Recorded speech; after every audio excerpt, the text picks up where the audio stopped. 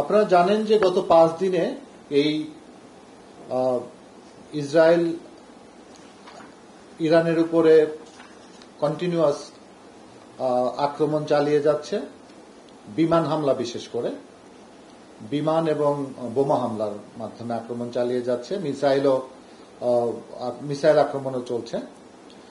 আর এই হামলায় শুধু ইরানের রাজধানী তেহরান নয়, ইরানের বেশিরভাগ অঞ্চল আক্রান্ত হয়েছে, যেমন কারাজ, ইস্পাহান, শিরাজ, কেরমানশাহ, তাবরিজ, সানান্দাজ, বন্দর আঞ্জালি ও আহবাজ শহরে আকাশপথে হামলা হয়েছে। ইরানও মিসাইল ও ড্রোনের মাধ্যমে প্রত্যাঘাত করায় চলমান যুদ্ধ পরিস্থিতির ব্যাপ্তি ও ভয়াবহতা ক্রমশ বৃদ্ধি পাচ্ছে।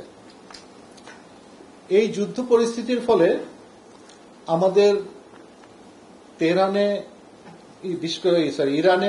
বিশেষ করে তেহরানে যেমন যায় বাংলাদেশিরা আছে, তারা সহ আমাদের তেহরানে বাংলাদেশ দূতাবাসে যারা কর্মকর্তা এবং কর্মচারী আছেন পরিবার সহ, তারা একটি অত্যন্ত ভয়ঙ্কর হুমকির মুখে পড়েছেন।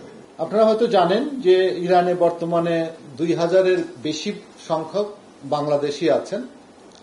এদের মধ্যে একটি বেশ বড় সংখ্যক বাংলাদেশি ইরানি মেয়েদেরকে বিবাহ করে ওখানেই স্থায়ীভাবে বসবাস করছেন।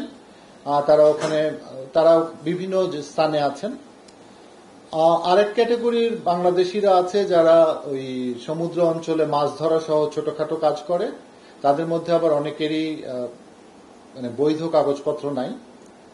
কিছু বাংলাদেশি ওই ইরানের ডিটেনশন সেন্টারগুলোতে আছে। আর এর বাইরে কিছু বাংলাদেশি আছেন যারা গণমাধ্যম ও চিকিৎসা সেবা খাতে বেশ পেশাজীবী আছেন। এর মধ্যে আমি জানি না আপনাদের কোনো বন্ধু বান্ধব আছে কিনা। গতকাল রাতে ইরানের রেডিও ভবনে হামলার সময় আমাদের 8 জন বাংলাদেশি ওখানে ছিলেন। তারা সবাই কোনো ক্ষতিগ্রস্ত হন নাই, সবাই ভালো আছেন। এই ইরান ওখানে সম্ভবত বাংলা বিভাগ একটি আছে, সেই বিভাগে কাজ করেন তারা। আরো কিছু বাংলাদেশি ওখানে আছেন যারা ট্রাভেল করছেন, ওখানে বেড়াতে বা কোনো কাজে ট্রাভেল করছেন, এবং কিছু ছাত্র ছাত্রীও আছে। তো আমরা যাদেরকে নিয়ে উদ্বিগ্ন তারা হচ্ছে যারা তেহরানে আছে, এবং এই সংখ্যা কতজন হবে? 400 বা এরকম, না 100 তারও কম। তেহরানে কিছু বাংলাদেশি আছে যারা এখন এই হামলার সবচেয়ে হামলায় ক্ষতিগ্রস্ত হওয়ার সম্ভাবনা আছে। তাদেরকে আর আমাদের দূতাবাসে যারা কাজ করছেন তাদের জন্যই আমরা এখন কাজ করছি, যাতে এরা নিরাপদে থাকতে পারে।